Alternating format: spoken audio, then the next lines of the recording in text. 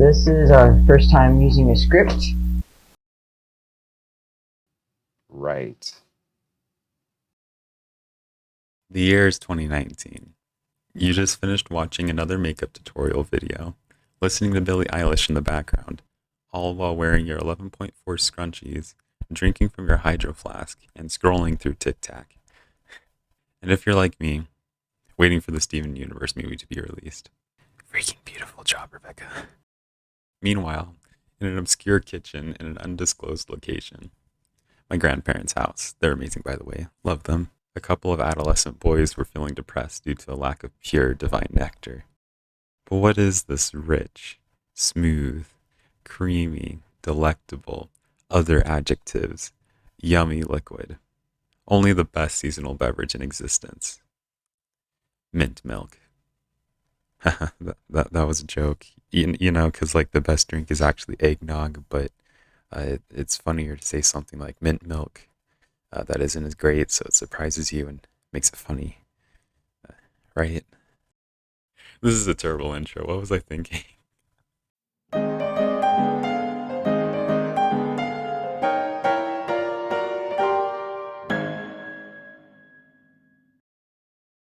So, here at CNC Cooking, we have a minor problem, a minuscule addiction, something that we think about day and night, waiting for its arrival.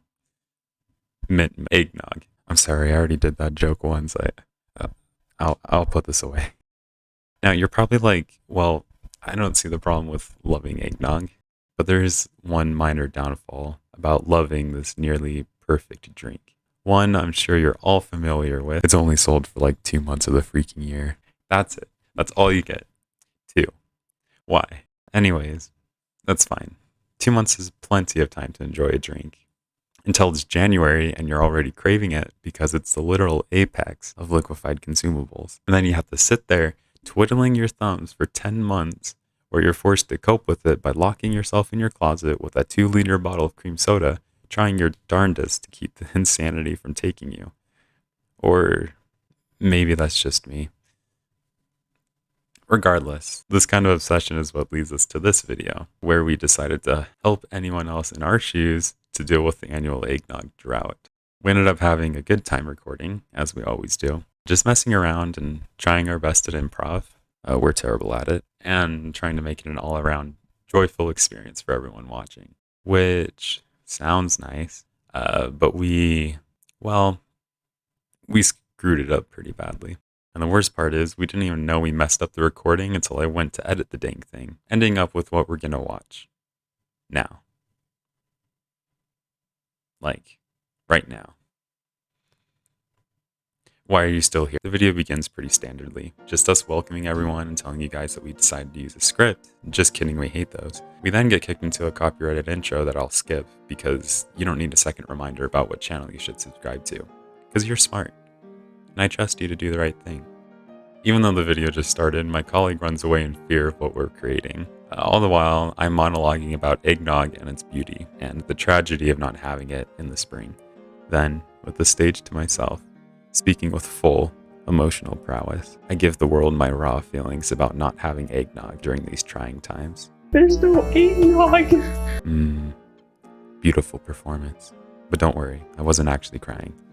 That's what we, here at CNC headquarters, call acting. My colleague returns after realizing how impeccable my acting was and wanted to have a chance at receiving some of the fame that I was most guaranteed to receive. He gives the brilliant idea of making eggnog in order to combat our sadness. In order to intimidate and convince us that his idea is smart, he shows off his grip strength. Very impressive, buddy. I'm proud of you. We pull out a bowl, and it's just a white one. You don't need any specific color or anything. Just kidding, we fooled you. It's a blue bowl. You always need to use a blue bowl, but don't ask why. Green ones work too. He reassures us that this eggnog plan is going to work by demonstrating his grip strength once again, this time on a stack of unaware measuring spoons. We list the ingredients next, but that's boring. The most interesting part here is the large cereal spoon and this large metallic cereal bowl with a handle. I attempt to speak again at this point, now that I've calmed down from thinking about eggnog, and my dyslexia gets the best of me once again, while I try to read the word script. I decided that I don't like my blue bowl anymore and commit treason for the sake of the video, transferring its contents to a larger, stronger, girthy green bowl. While demonstrating how to use a hand mixer, I get bored and decide to turn into my colleague for a second, then obviously changing back because we needed to continue the video. I pull out our little house of little people. Get it? Because little people are salty and they'd be living in a little house, and the little house is full of salt, so it's full of little people. And please laugh. My colleague loses it at this point and goes all out man on us, gripping everything in sight.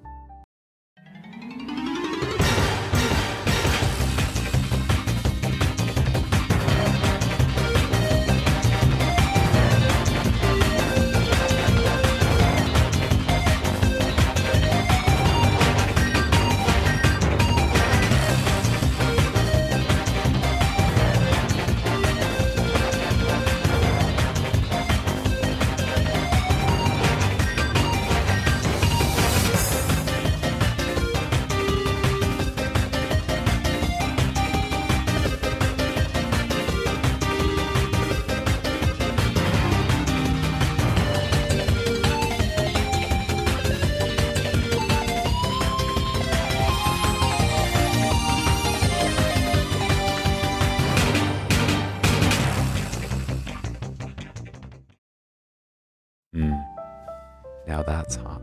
We send the eggnog to his room to chill out, and then give Cinnamon some screen time, because it's Cinnamon.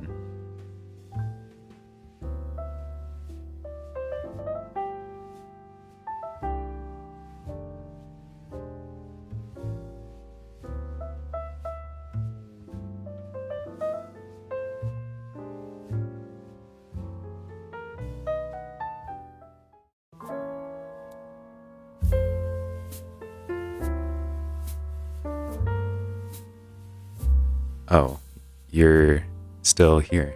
Sorry, it's just people usually don't watch till the end. Yeah.